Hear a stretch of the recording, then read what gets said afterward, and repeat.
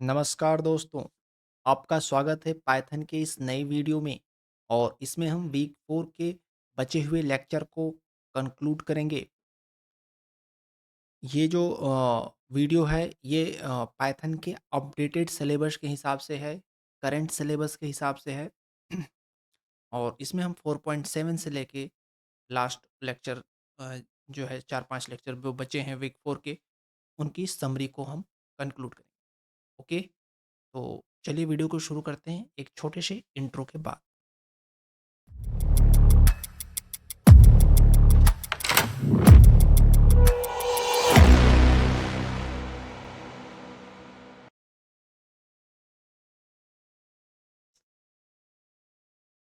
तो गाइस जो 4.7 में लिस्ट कॉम्प्रिहेंशन के बारे में बात किया गया है।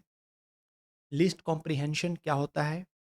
लिस्ट कॉम्प्रिहेंशन का मतलब ये होता है कि किसी बड़े प्रोग्राम को, कोड को हम छोटे में लिख सकें, ये बात। आइए देखते हैं सर ने किस एग्जाम्पल के मदद से, किन एग्जाम्पल की मदद से क्या-क्या समझाने की कोशिश की है।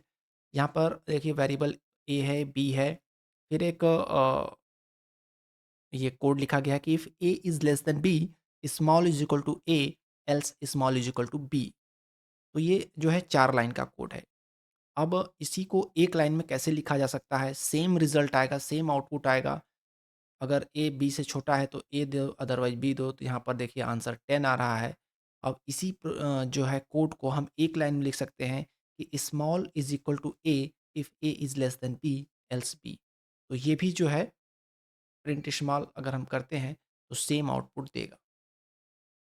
तो ये आप देखें, इस तरह का जो है आप छोटा 3-4 लाइन के कोड को एक लाइन में लिख सकते हैं, लेकिन आप तभी कर सकते हैं जब हमारा कोड 4-5 लाइन तक का है। अगर कोई बहुत बड़ा कोड है, काफ़ी लंबा है, तो उसको हम इस तरह से एक लाइन में नहीं कर सकते हैं। बस 4-5 लाइन के कोड हैं तो उनको कैसे लिखा जा सकता है, ये आपने यहाँ पे देखा। आगे व्हाइल लूप में देखिए आप कैसे इसको एक लाइन में कर सकते हैं। एग्ज़ाम्पल लिया गया है a इज़ इक्वल टू 5 है, while a is greater than 0, print a is equal to a minus 1। तो यहाँ पे क्या करना है कि a को प्रिंट करना है तब तक जब तक कि a 0 से बड़ा है और बाद में उसको फिर हर स्टेप में a माइनस 1 करते जाना है। तो आउटपुट आएगा 5 4 3 2 1। ये व्हाइल लूप का यूज़ है। अब इसको अगर हमें एक लाइन में लिखना हो तो कैसे लिखेंगे? a की वैल्यू हो गई a इज़ इक्वल टू 5। हुँ, उसके बाद while a is greater than 0 colon print a, semicolon लगा करके फिर लिखेंगे a is equal to a minus 1। Okay? और फिर भी रिजल्ट आपको वही आएगा 5 4 3 2 1। तो यहाँ पर व्हाइल लूप को आपने देखा कि हम एक लाइन में लिख दिया प्रोग्राम। तो इसकी जो है प्रैक्टिस जितना हम करेंगे उतना हमें हैबिट में आएगा कि कैसे इस कोड को किया जा सकता है। सिंपल है, while a is greater than 0, same चीज़ है, कोलन लगा हुआ है, प्रिंट a। यहाँ पर आपको सेमीकोलन लगा करके a is equal to a minus 1 लिखा गया है। बाकी सब चीज़ वैसे ही है। नेक्स्ट एग्जांपल में सर ने फॉर लूप का यूज़ किया है समझाने के लिए। आइए देखें फॉर लूप को कैसे हम छोटा कर सकते हैं। देखिए यहाँ पर फ्रूट्स नाम का एक लिस्ट लिया गया है, इसमें कई फ्रूट्स के नाम हैं।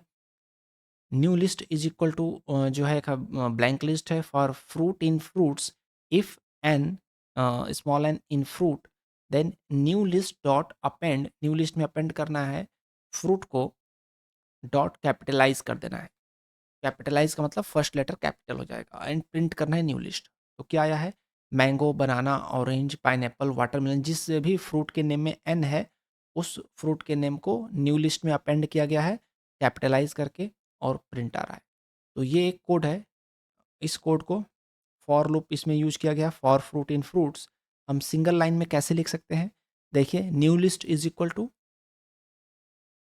Fruit dot capitalize for fruit in fruits, if n in fruit.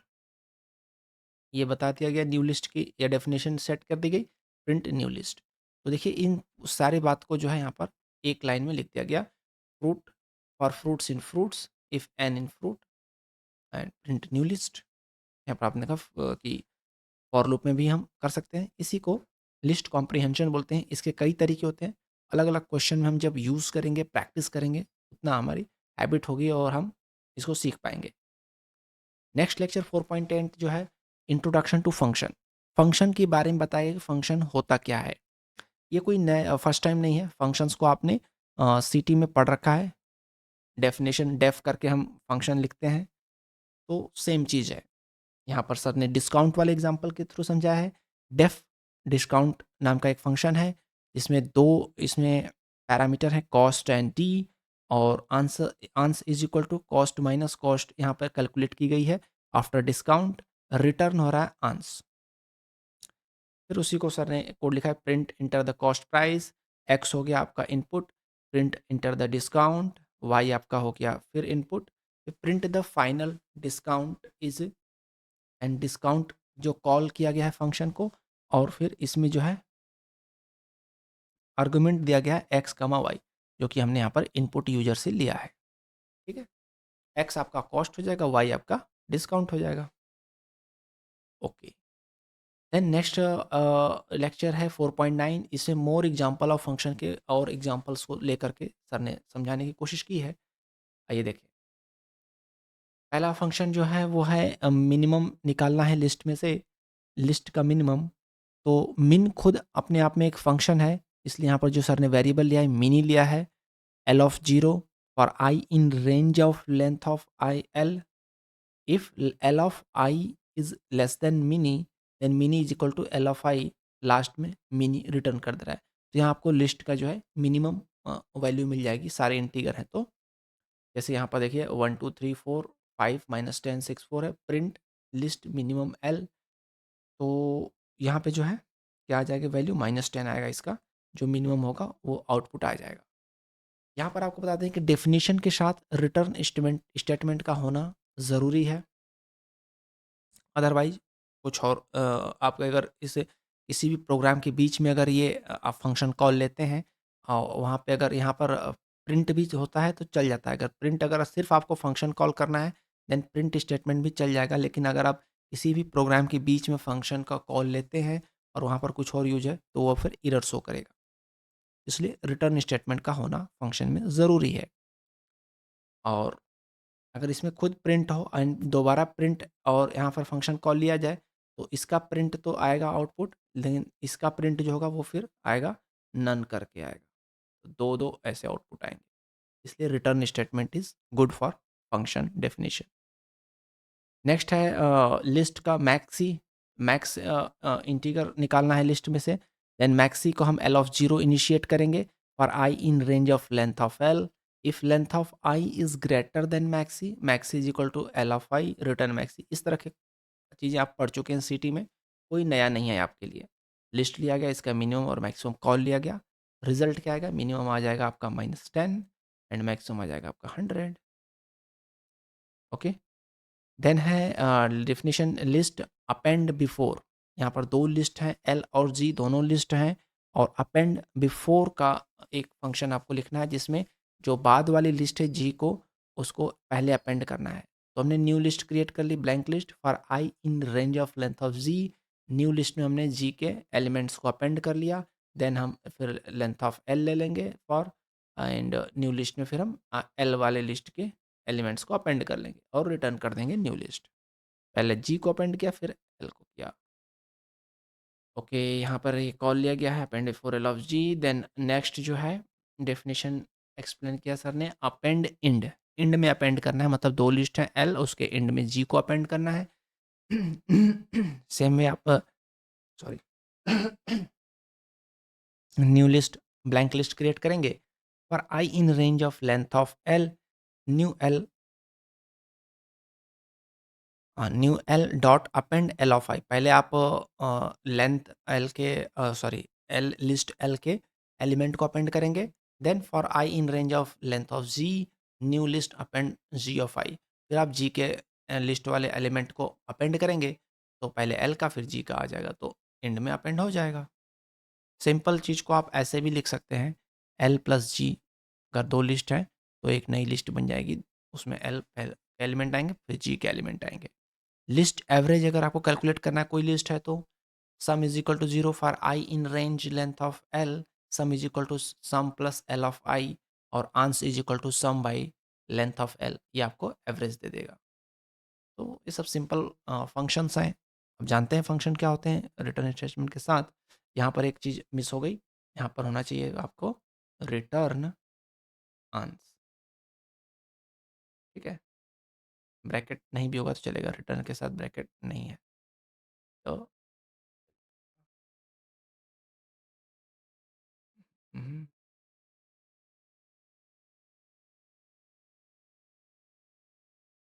Return आंस, ठीक है।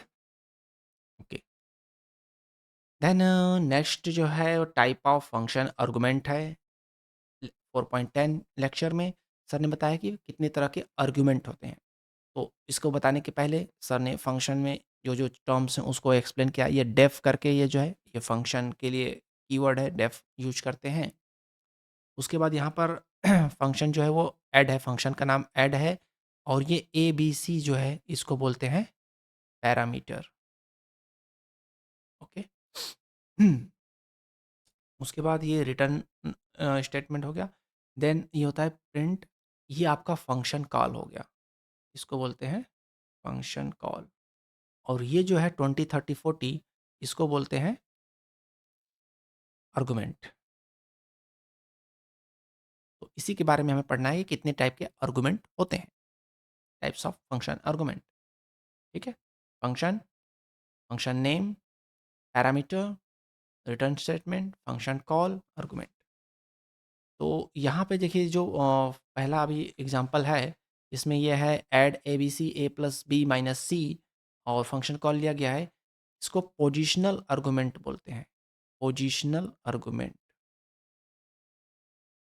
इसमें क्या हो रहा है कि ए बी सी है और पहला ये वैल्यू जो होगी ए की होगी, ये बी की होगी, सी की होगी। तो A plus B minus C यानी कि 20 plus 30 50 minus 40 is equal to 10 answer आ जाएगा। तो पोजीशन वाइज जो है अलॉट हो गई वैल्यू।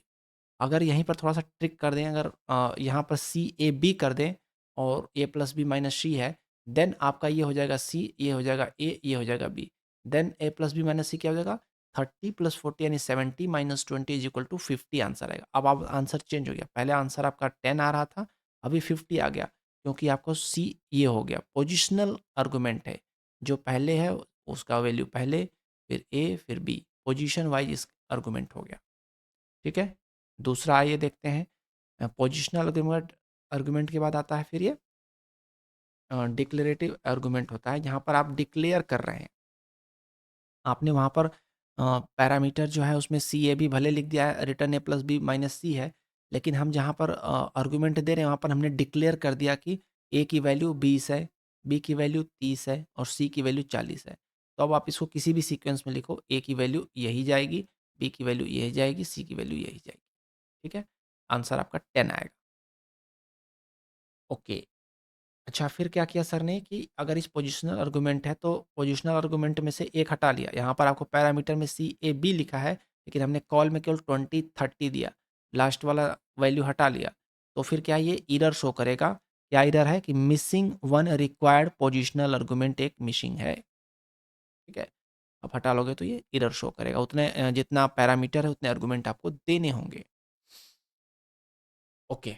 अब यहाँ पर देखिए पैरामीटर जब हम सेट कर रहे हैं, वहाँ पर हमने सी लिखा है और A is equal to 20, B is equal to 30। A और बी की वैल्यू हमने लिख दी है। सी हमारा एक वेरिएबल टाइप है, तो अगर हम इसमें कॉल देते हैं प्रिंट एड 40, तो ये बाय डिफ़ॉल्ट जो है ए 40 जो है वो सी की वैल्यू हो जाएगी। और ए और बी की डिफ़ॉल्ट वैल्यू 20 और 30 दिया है, तो ये कैलकुलेट करके ए प्लस बी यानी कि 50 माइनस 40 इज इक्वल टू 10 आपको आंसर दे देगा। फिर दूसरा आर्गुमेंट ऐसे किया गया प्रिंट एड 40 कमा 10। अब यहाँ पे 40 जो हो जाएगा वो सी पे जाएगा, 10 ए पे जाएगा, ए की वैल्यू यहाँ पे 10 हो जाएगी और बी की डिफ़ॉल्ट वैल्यू 30 है। तो अब क्या हो जाएगा 10 प्लस 30 यानी 40 minus 40 is equal to 40 minus, ये आपका इस तरीके से काम करेगा, सॉरी,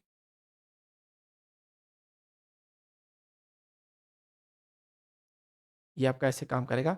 10 आपकी ए की वैल्यू हो जाएगी, तो 10 प्लस बी की वैल्यू 30 डिफ़ॉल्ट वैल्यू माइनस ये सी की वैल्यू हो जाएगी 40, तो ये आपका 0 आ जाएगा।